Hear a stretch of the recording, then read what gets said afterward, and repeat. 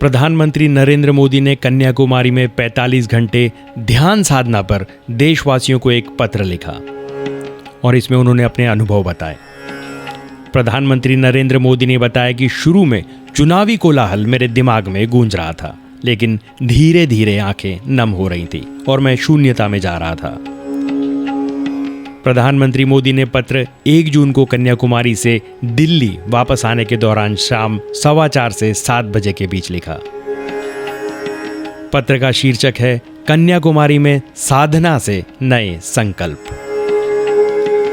इसमें उन्होंने कहा कि आज भारत का गवर्नेंस मॉडल दुनिया के कई देशों के लिए एक उदाहरण है।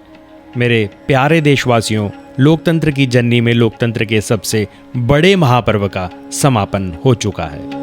3 दिन तक कन्याकुमारी में आध्यात्मिक यात्रा के बाद कितने सारे अनुभव हैं, कितनी सारी अनुभूतियां हैं। मैं एक अजीम ऊर्जा का प्रवाह स्वयं में महसूस कर रहा हूं। आगे मोदी जी लिखते हैं, वाकई 2024 के इस चुनाव में कितने ही सुखद संयोग बने। अमृतकाल के इस पहले लोकसभा चुनाव में मैंने प्रचार अभियान 1857 के प्रथम स्वतंत्रता संग्राम की प्रेरणा स्थली मेरठ से शुरू किया था।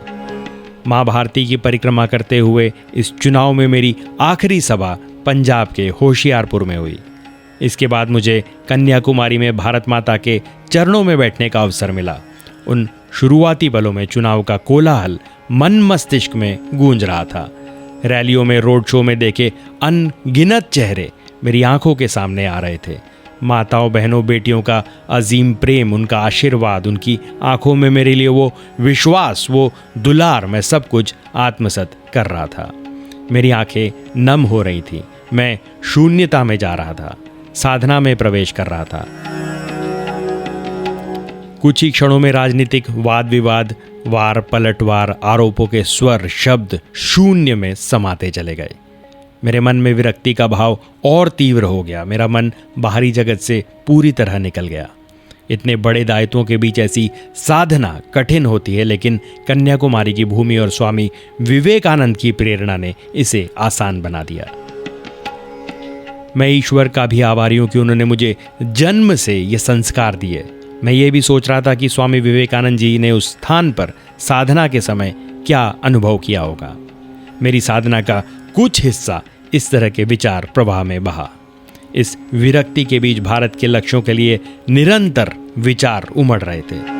कन्याकुमारी के उगते हुए सूर्य ने मेरे विचारों को नई ऊंचाई दी। सागर की विशालता ने मेरे विचारों का विस्तार दिया। क्षितिज के विस्तार ने ब्रह्मांड की गहराई में समाई एकात्मकता, वननेस का निरंतर एहसास कराया। ऐसा लग रहा था जैसे दशकों पहले हिमालय की गोद में किए गए चिंतन और अनुभव पुनर्जीवित हो रहे हों। साथियों, कन्याकुमारी का यह स्थान हमेशा मेरे मन के अत्यंत करीब रहा है। कन्याकुमारी के विवेकानंद शिला स्मारक का निर्माण श्री एकनाथ रानाडे जी ने करवाया था। कश्मीर से कन्याकुमारी ये हर देशवासियों के अंतर्मन में रची बसी हमारी साझी पहचान है। यह वो शक्तिपीठ है जहां मां शक्ति ने कन्याकुमारी के रूप में अवतार लिया था। इस दक्षिणी छोर पर मां शक्ति ने उन भगवान शिव के लिए तपस्या और प्रतीक्षा की जो भारत के सबसे उत्तरी छोर के हिमालय पर विराज रहे थे। कन्याकुमारी संगमों में संगम की धरती है। हमारे देश की पवित्र नदियां अलग अलग समुद्रों में जाकर गिरती है और यहाँ उन समुद्रों का संगम होता है। और यहाँ एक और महान संगम दिखता है, भारत का वैचारिक संगम। यहाँ विवेकानंद शिला स्मारक के साथ ही संत तिरुवल्लुवर की विशाल प्रतिमा, गांधी मंडपम और कामराजर मणि मंडपम है। महान नायकों के विचारों की ये धारा यहाँ राष्ट्र चिंतन का संगम बनाती हैं। जो लोग भारत के राष्ट्र होने और देश की एकता पर संदेह करते हैं, उन्हें कन्याकुमारी की धरती एकता का अमिट संदेश देती है। कन्याकुमारी में संत तिरुवल्लुवर की विशाल प्रतिमा समुद्र में मां भारती के विस्तार को देखती हुई प्रतीत होती हैं। उनकी रचना तिरुकुल तमिल साहित्य के रत्नों से जड़ित एक मुकुट जैसी है। इसमें जीवन के हर पक्ष का वर्णन है जो हमें स्वयं और राष्ट्र के लिए अपना सर्वश्रेष्ठ देने की प्रेरणा देता है। आज भारत का गवर्नेंस मॉडल दुनिया के कई देशों के लिए एक उदाहरण है। सिर्फ 10 वर्षों में 25 करोड़ लोगों का गरीबी से बाहर निकालना अभूतपूर्व है। गरीब के सशक्तिकरण से लेकर लास्ट माइल डिलीवरी तक समाज की अंतिम पंक्ति में खड़े व्यक्ति को प्राथमिकता देने के हमारे प्रयासों ने विश्व को प्रेरित किया है।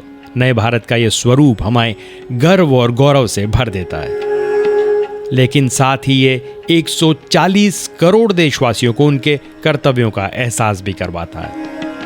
अब एक भी पल गवाए बिना हमें बड़े दायित्व, बड़े लक्ष्यों की दिशा में कदम उठाने होंगे। हमें नए स्वप्न देखने होंगे, स्वप्नों को अपना जीवन बनाना है और उन स्वप्नों को जीना शुरू करना है। हमें भारत के विकास को वैश्विक परिप्रेक्ष्य में देखना होगा। इसके लिए ये ज़रूरी है कि हम भारत के सामर्थ्य को समझें। स्वामी विवेकानंद ने 1897 में कहा था, हमें अगले 50 वर्ष केवल और केवल राष्ट्र के लिए समर्पित करने होंगे।